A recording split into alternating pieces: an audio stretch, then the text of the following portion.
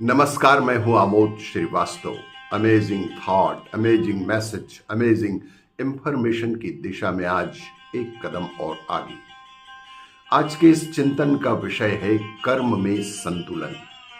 ऋषि चिंतन से साभार।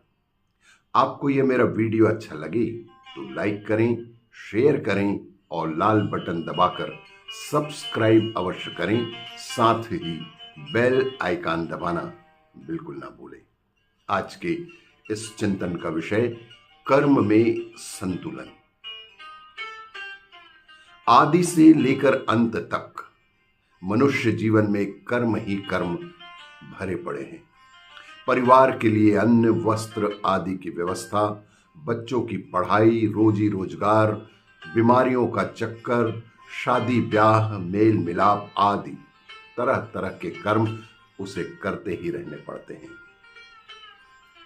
इतने और ना जाने कितने ज्यादा कर्मों के बीच कर्म कुशलता ही वह संबल है जिसके आधार पर सभी ओर सफलता और सभी ओर सुख संतोष पाया जा सकता है।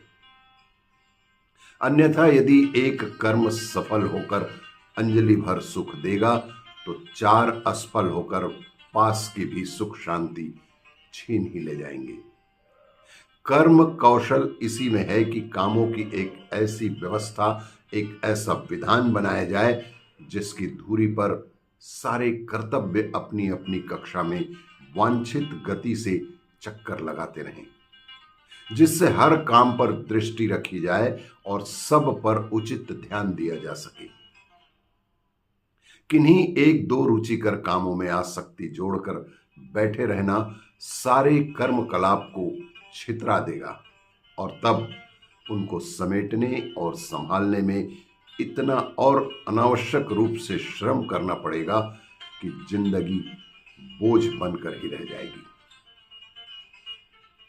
संपूर्ण कर्म व्यवस्था तभी ठीक रह सकती है जब प्रत्येक कार्य को चतुराई के साथ अपेक्षित मनोयोग से किया जाए। ना तो किसी काम को छोड़ा ही जा सकता है और ना किसी को पकड़कर बैठा ही रहा जा सकता है। समय और परिस्थिति के अनुसार सारे कामों को पूरा करना बेहद आवश्यक है। जिस ओर ध्यान न दिया जाएगा उसी ओर अशांतिदायक अव्यवस्था फैल सकती है। उदाहरण के लिए मान लीजिए, बच्चों को खूब खिला पिलाकर स्वस्थ तो बना दिया किंतु उनकी शिक्षा की ओर ध्यान नहीं दिया तो निश्चित ही वे अशिक्षित बच्चे आगे चलकर एक बड़ी अशांति एवं अव्यवस्था का कारण भी बन सकते हैं।